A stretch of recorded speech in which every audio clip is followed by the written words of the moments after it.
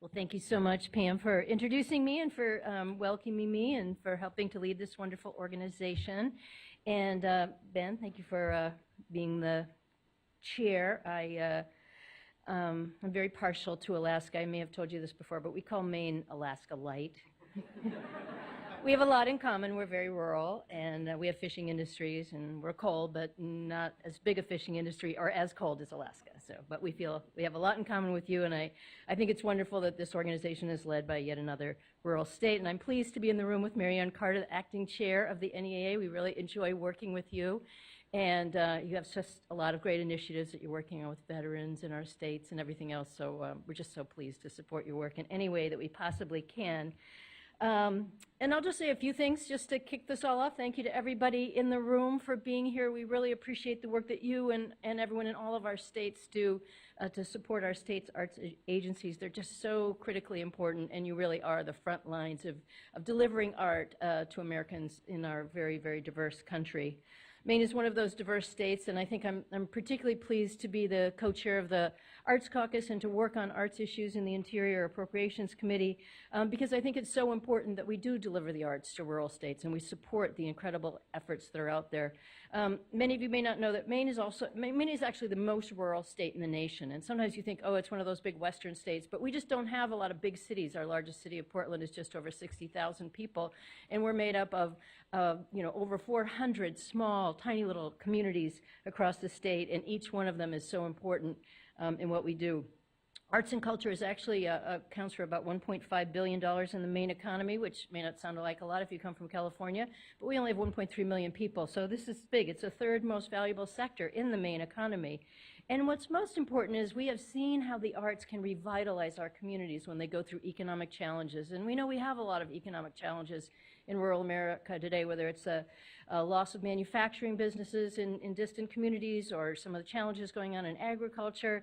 But the arts bring so much, bringing a better quality of life, certainly a well-rounded education for our young people. It increases tourism to a lot of our communities where people come to see our tiniest of museums or a play in a local community. And it gives young people yet another reason to move to or to stay in our rural communities because they know such an important part of their lives. I've seen the transformation in many communities in our state, and I just wanted to mention a couple, too, that have really turned into arts meccas. One, Rockland, Maine, which is near where I live. I happen to live on an island off the coast of Maine. We have 13 year-round communities that take ferries to get to the mainland every day, so I have an hour ferry ride before I start my journey to Congress.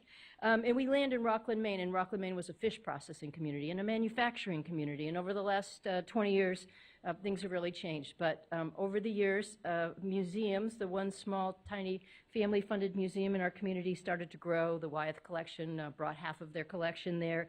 And because of that, multiple commercial galleries have sprung up on the streets. And with them are wonderful restaurants and little beds and breakfasts.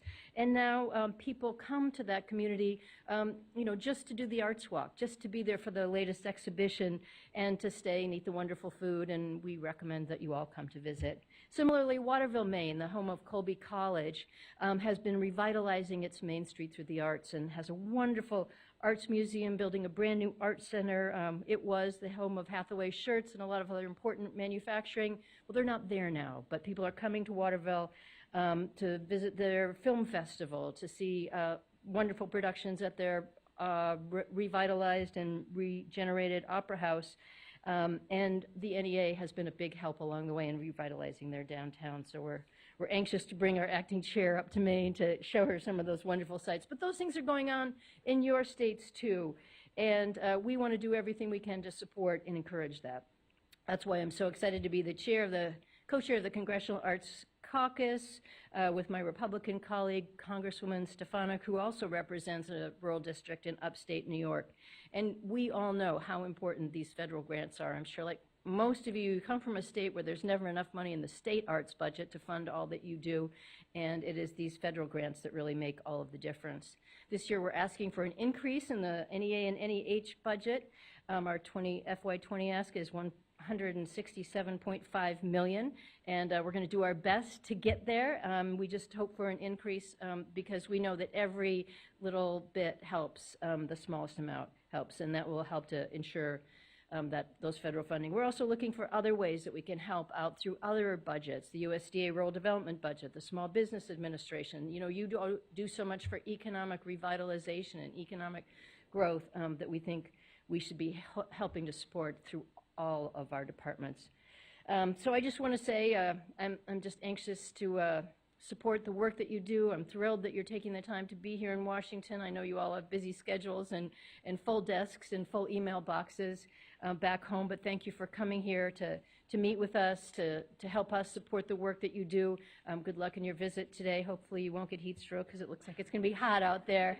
I need to rush back to Maine where I'm sure it's only 35 degrees. So again, thank you so much. Thank you for the work you do, and thank you for welcoming me to be a part of what you do. Thanks a lot.